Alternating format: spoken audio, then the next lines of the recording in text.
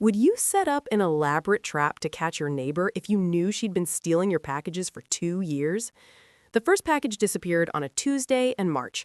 I'd gotten the delivery notification at 2:14 p.m., package delivered to front door, with a photo showing the box sitting on my doormat. I got home from work at 5:30. The package was gone. Not misplaced, not accidentally taken by a delivery driver, just gone. I chalked it up to a mistake. Maybe the driver had delivered it to the wrong address, maybe someone grabbed it thinking it was theirs. I contacted the seller, got a replacement sent, moved on. The second package disappeared 3 weeks later. Same thing. Delivery notification with photo proof. Home a few hours later, no package. Third package, fourth package, fifth package. Over the course of 6 months, I had 12 packages go missing, 12 confirmed deliveries that vanished between when the delivery driver left them and when I got home from work. I started having things delivered to my office. Problem solved, right? Except I couldn't have everything sent to work. Personal items, gifts, things I didn't want sitting at my desk where coworkers could see. I tried requiring signatures, but I worked during delivery hours, so I'd miss the delivery and have to pick packages up from the post office, which defeated the entire purpose of having things delivered to my home. I filed police reports every single time. The police were sympathetic, but realistic. Package theft is incredibly common. Without video evidence of who's taking them, there's not much we can do. I started asking neighbors if they'd seen anything. Most hadn't noticed. A few mentioned they'd had packages go missing too, but nobody had footage. Nobody had witnessed the thefts. I lived in a townhouse complex, 12 units arranged in a U-shape around a shared courtyard. My unit was on the end, meaning my front door faced the parking lot with minimal foot traffic. Perfect for privacy. Also, perfect for package thieves. The neighbor directly next to me was Linda Chen, mid-40s, worked from home doing something with graphic design. Pleasant enough, we'd say hi when we saw each other, made small talk about the weather. She'd lived there for about 5 years, longer than my 2 years in the complex. I never suspected her. Why would I? She was my neighbor. She seemed nice. She had her own income. What reason would she have to steal my packages? Then, 14 months after the theft started, I had a package delivered while I was home sick. I was on the couch, basically dying from the flu, when I heard footsteps on my doorstep, heard something being set down, then about 30 seconds later, heard footsteps again. Different footsteps. Lighter. Quicker. I dragged myself to the door and looked through the peephole. Saw Linda walking back to her unit carrying a box. My box. The return address was visible even through the peephole. It was addressed to me. I stood there, frozen, watching my neighbor steal my package while I was literally 15 feet away on the other side of my door. I didn't confront her. I was too shocked, too sick, too busy processing what I just witnessed. Instead, I waited until she'd gone inside, then I went to her door and knocked. She answered, smiling. "Oh, hey, how are you feeling?" "Not great. Hey, the delivery driver just dropped off a package, but I think they might have left it at your door by mistake. Brown box from Amazon." "Oh, let me check." She disappeared inside, came back a minute later with my box. "You're right, it was at my door. Silly delivery drivers. Hope you feel better." She'd lied directly to my face, smiled while handing me back the package she'd just stolen, pretending it had been delivered to her door instead of mine. That's when I knew. All those missing packages over 14 months, Linda had been stealing from me. Every single one. I went back inside and started planning, because if I was right, if Linda had been systematically stealing from me for over a year, I needed proof. Real proof. Video evidence that would stand up in court. I spent the next 2 weeks researching hidden cameras, found one disguised as a doorbell, another disguised as a potted plant, bought both, set them up positioned to capture anyone approaching my front door. Then I ordered something I didn't actually need. Bait, a package I could afford to lose if Linda took it, but valuable enough that taking it would constitute real theft. The package arrived on a Thursday at 1:47 p.m. I watched the footage later that evening, watched the delivery driver place the box on my doormat, watched them take a photo, watched them leave. Then, 4 minutes later, watched Linda's door open, watched her peek out looking around, watched her walk quickly to my door, pick up my package, and carry it back to her unit. Clear video. Her face visible, her hands on my package, undeniable evidence. I had her. But I didn't go to the police immediately because one theft wasn't enough. I wanted to prove a pattern, wanted to show this wasn't a one-time mistake, but systematic theft. So I kept ordering packages, kept recording. Over the next 3 months, I documented Linda stealing 11 more packages from my doorstep. 11 times, watching her check if anyone was around, grab my deliveries, and disappear back into her unit. I also started tracking what was in those packages, made spreadsheets, documented every item, every value, every timestamp. A winter coat, $180. Stolen. Birthday gifts for my niece, $95. Stolen. New laptop charger, $65. Stolen. Kitchen appliances, $240. Stolen. Books, clothes, electronics, household items, everything. If it was delivered to my door, Linda took it. The total value of stolen packages over 21 months was $4,347. $4,000! My neighbor had stolen over $4,000 worth of my belongings while smiling at me in the courtyard and making small talk about the weather. I also did something that felt a bit creepy, but necessary. I started watching Linda's online activity. Her Facebook was public, her Instagram was public, and she was posting photos of items I recognized. That winter coat she'd stolen, posted on Facebook. Treated myself to a new coat. Smiley face. The kitchen mixer? Instagram story. Finally upgrading my baking game. #kitchen goals. My niece's birthday gifts, a collectible doll set. Facebook Marketplace. Listing for collectible dolls for sale. Mint in box, $80. She wasn't just stealing my packages, she was using or selling my stuff and posting about it publicly. The audacity was breathtaking. I took screenshots of everything, built a case that connected my stolen packages to her posts. Dates matched, items matched, it was all there. By month 21, I had enough evidence to bury her. Multiple thefts on camera, documentation of monetary value, proof she was selling some of my stuff, a pattern spanning nearly 2 years. I contacted a lawyer, showed them everything. They said it was one of the clearest theft cases they'd ever seen. You could go to the police now, the lawyer said, but if you want to maximize the charges, you need to get her stealing something valuable enough to trigger felony thresholds. Right now, each individual theft is a misdemeanor, but if she steals something worth more than $1,000, that's felony theft. So I ordered something expensive, a new camera lens I'd been wanting, $1,400, shipped to my door. The package arrived on a Monday. I watched from inside as Linda repeated her pattern, checked for witnesses, grabbed my package, disappeared. That was theft number 26. Total value, $5,747. Felony territory. I called the police.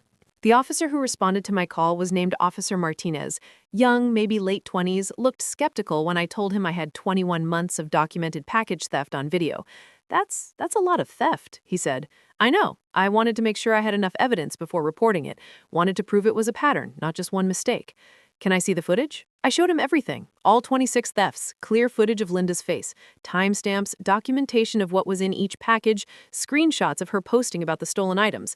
He watched in silence, taking notes, occasionally rewinding to see something again. Finally, this is insane. She's your neighbor? Unit right next to mine. We've been neighbors for 2 years. And she's been stealing from you the entire time? Since month 3 of me living here, nearly 2 years of systematic theft. Why didn't you confront her or report it sooner? Because I wanted proof. The first few times it happened, I didn't know it was her. Once I suspected it was her, I needed evidence. You can't arrest someone for package theft without proof. Fair point. Okay, this is definitely enough for charges. We're talking multiple counts of theft. The total value puts this in felony territory. What happens now? I file a report with all this evidence. A detective gets assigned. They review everything and present it to the DA. The DA decides whether to press charges. Given this evidence, they'll definitely press charges. How long does that take? Couple weeks, probably. Then there'll be an investigation. They might want to search her unit, recover stolen property. Then she gets arrested. Will she know I reported her? Eventually, yes. This much evidence had to come from you. But we don't announce it immediately. The investigation happens quietly until we're ready to make an arrest. 2 weeks later, I got a call from Detective Sarah Kwan. She'd been assigned my case. Wanted to meet in person to go through everything. We met at a coffee shop. I brought my laptop with all the footage. She brought a legal pad and a recording device. I've reviewed the preliminary evidence, she said. This is one of the most documented theft cases I've worked. Most package theft cases have maybe one or two incidents on camera. You have 26 thefts over 21 months. I wanted to be thorough. You were. Almost too thorough. Defense is going to argue you entrapped her, that you intentionally ordered packages knowing she'd steal them just to build a case. Is that illegal? No, it's smart, but they'll argue it anyway. Won't work, she's the one choosing to steal, but they'll try. We spent 2 hours going through every detail. She asked about my relationship with Linda, whether we'd had any disputes, whether I'd ever confronted her about the thefts, whether there was any reason she might target me specifically. No disputes. We barely interacted, just neighborly pleasantries. I have no idea why she targeted me specifically, except that I get a lot of packages, and my door is in a location where she could grab them without being seen easily. Opportunity, Detective Kwan said. She saw an easy target and took advantage. Classic theft of convenience. What's next? I'm getting a warrant to search your unit, looking for stolen property. If we find items that match your documentation, that strengthens the case even more. Then we arrest her. When? Soon, week, maybe 2. I'll let you know. The waiting was torture. Knowing Linda was next door, completely oblivious that her life was about to implode. Seeing her in the courtyard, waving, acting normal. I didn't order any more packages. Didn't want to risk her stealing again before she could be arrested. Just waited. 3 weeks after meeting with Detective Kwan, I was at work when my phone rang. Unknown number. This is Detective Kwan. We're executing the search warrant this morning. Thought you'd want to know. Now? Right now. I'm outside her unit. Just wanted to give you a heads up that when you get home, there might be police presence. I couldn't focus the rest of the day. Kept checking my phone. Finally, at 3 p.m., another call. We found your stuff. A lot of your stuff. She kept things, had a whole closet full of stolen packages, some still unopened. We recovered probably 60% of what you documented missing, plus items you didn't know about. She just kept them? Some she used, some she sold, some she just hoarded. Unopened packages from 6 months ago sitting in her closet. We're cataloging everything now. What happens to her? She's being arrested this afternoon. Multiple counts of felony theft. Her arraignment is Monday. She'll probably make bail unless the DA argues otherwise, which they might given the systematic nature of the theft. Will she know I reported her? She knows. She figured it out when we showed up with a warrant listing items that matched your documentation. She's not taking it well. That afternoon, I watched from my window as police cars surrounded Linda's unit, watched officers carry boxes of evidence out, watched Linda being let out in handcuffs. She looked toward my window, made eye contact. The hatred on her face was visceral. Later that night, I got a text from an unknown number. You ruined my life over some packages. I hope you're happy. I'll never forgive you for this. I didn't respond, just screenshot it and sent it to Detective Kwan. She's not supposed to contact you, the detective texted back. I'm adding witness intimidation to her charges. The news spread through the townhouse complex within hours. People knocked on my door asking if it was true, if Linda had really been stealing packages, if I'd really been documenting it for 2 years. Some neighbors were supportive, thanked me for solving the mystery of their own missing packages, told me I'd done the right thing. Others thought I'd gone too far. You documented it for almost 2 years? Why didn't you just confront her? Why did you have to get police involved?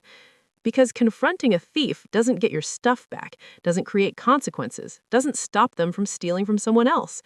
Linda made bail, came home 2 days later. I didn't see her, but I heard her door slam, heard her on the phone with someone, voice raised, talking about that psycho neighbor who set me up. I got a lawyer, just in case. Detective Kwan said Linda might try to countersue for harassment or illegal surveillance or something desperate. Let her try, my lawyer said. You were recording your own property. That's legal. She's the one committing crimes. Linda's trial was scheduled for 8 months after her arrest. In the meantime, she was living 30 feet away from me, free on bail, presumably plotting revenge. I installed more security cameras, got a Ring doorbell with two-way audio, started parking in different spots to make my routine less predictable. My lawyer said I was being paranoid. Detective Kwan said I was being smart. People who get caught doing systematic crimes don't usually just accept it gracefully, she said. Stay vigilant. Linda didn't try anything physical, but she tried everything else. She filed a complaint with the HOA claiming my security cameras were invading her privacy. The HOA investigated and ruled that cameras pointed at my own door were legal and appropriate. She spread rumors in the complex, told people I was mentally unstable, that I'd planted evidence, that I'd doctored videos, that this was all revenge for some imagined slight. Most people didn't believe her. The evidence was too clear. The police wouldn't have arrested her without cause. But a few people started looking at me differently, like maybe I was the problem. She tried to contact me several times, despite the restraining order. Emails from throwaway accounts, messages through mutual acquaintances, all variations of the same theme.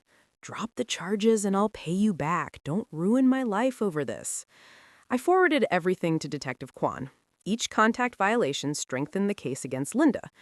Her lawyer tried multiple tactics to get the charges reduced or dismissed, claimed entrapment, claimed mental illness, claimed the videos were inadmissible because I hadn't notified her she was being recorded.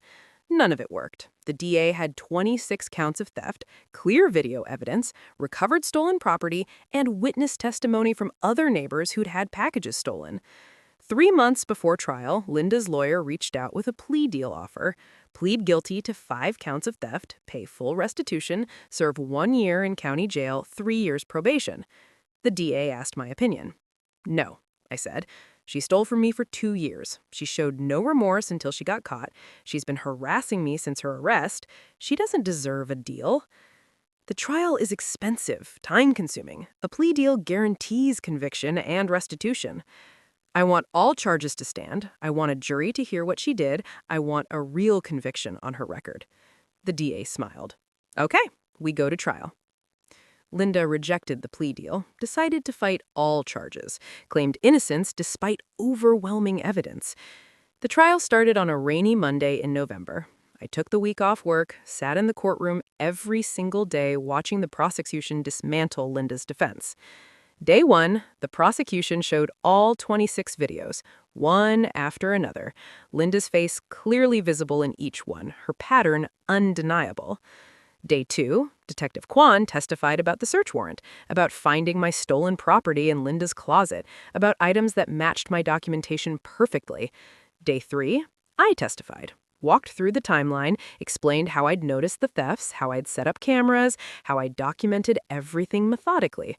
Linda's lawyer tried to make me look obsessive, tried to suggest I'd been stalking Linda, tried to imply I had ulterior motives.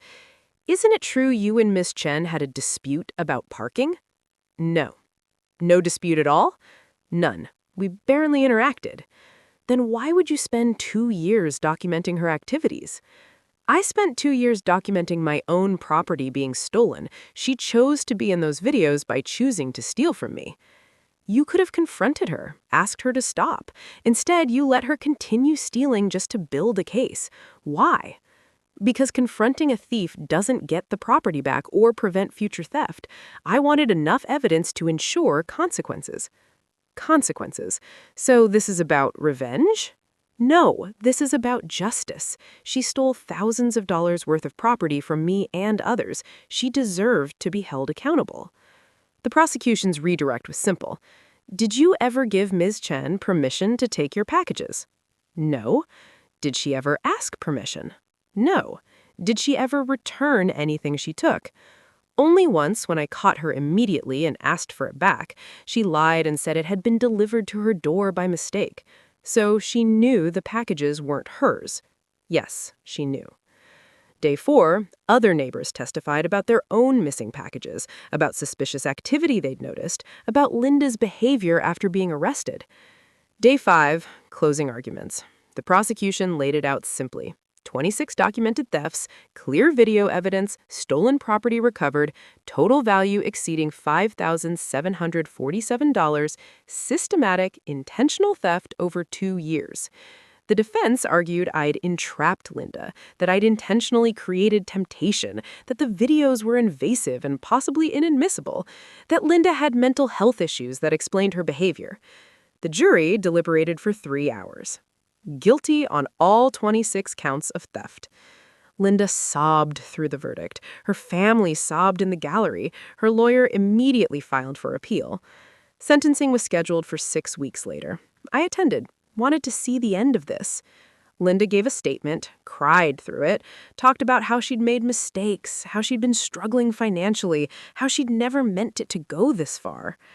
I know what I did was wrong, but the punishment doesn't fit the crime.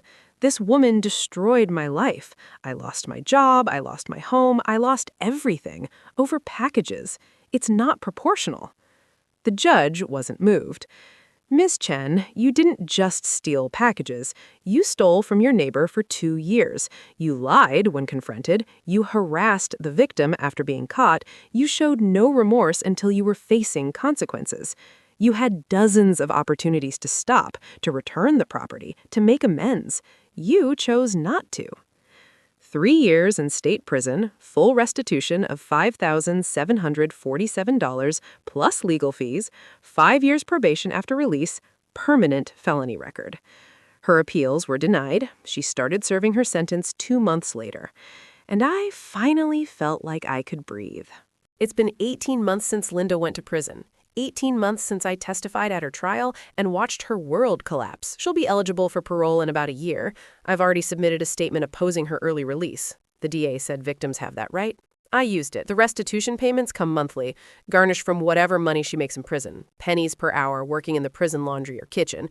At the current rate, she'll be paying me back for about 15 years after her release. I don't actually care about the money anymore. I mean, I do. $5,700 is a lot, but it's not about that. It's about the principle, about consequences, about making sure she understands that actions have repercussions. The townhouse complex is different now.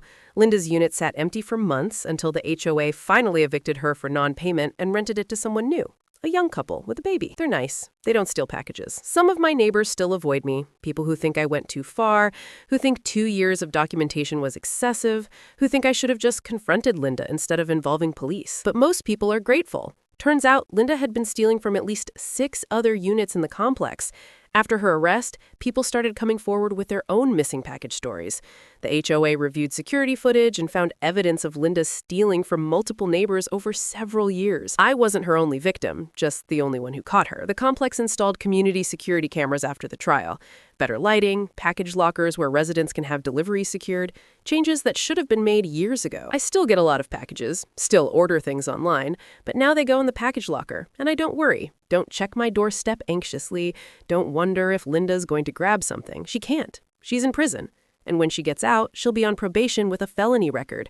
If she comes near me, she violates parole. If she steals again, she goes back. I've been contacted by other package theft victims, people who found my story online and reached out for advice. They ask how I set up the cameras, how I documented everything, how I worked with police, how I built a case strong enough for conviction. I tell them what my lawyer and Detective Kwan told me. Document everything. Get clear video. Record values. Make spreadsheets. Build a timeline. Don't confront the thief. Gather evidence first. Most importantly, be patient. I spent 2 years building my case, 2 years of watching Linda steal from me while I collected evidence. That's not easy. It's infuriating, but it's what made the case unbeatable. Some people think that's excessive, that I should have stopped her sooner, that letting her continue stealing for 2 years was cruel or wrong. But here's the thing. If I'd reported her after 1 or 2 thefts, she would have gotten a slap on the wrist, misdemeanor charges, maybe probation, no real consequences. She would have learned to be more careful about stealing. She would have moved on to other victims. Instead, I documented a pattern, proved systematic theft, secured a felony conviction, made sure she actually faced serious consequences that would follow her forever. Was it revenge? Maybe. But it was also justice. Linda sent me a letter from prison last month. Her lawyer probably told her not to, but she did anyway.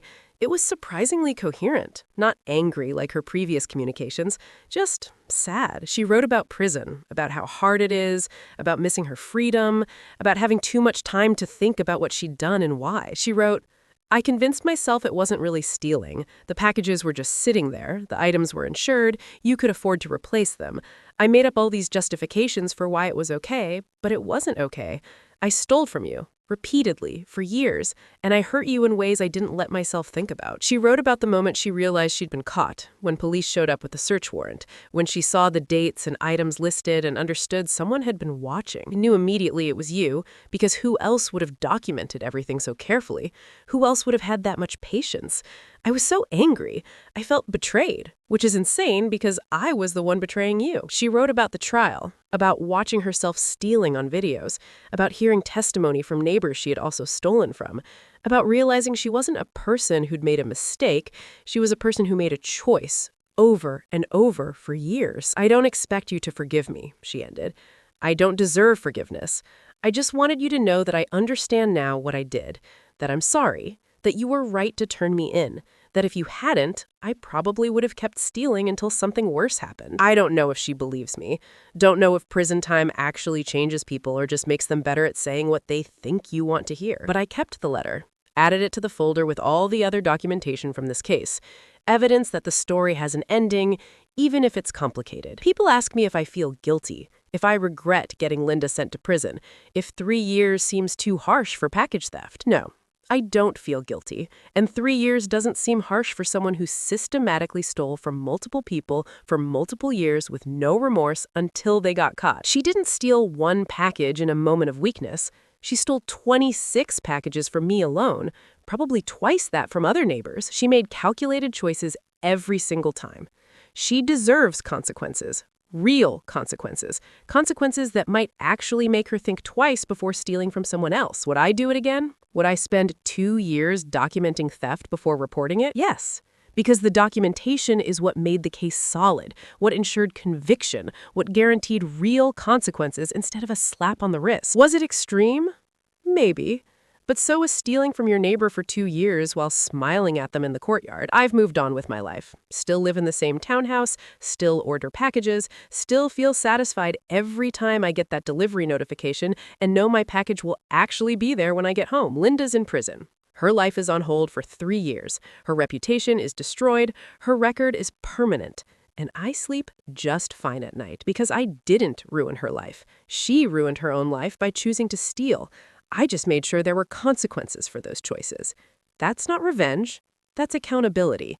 And sometimes accountability looks like 3 years in prison. Drop a comment with your platform of choice, thumbs up if you learned something new, share this post with friends, and subscribe for more social media comments.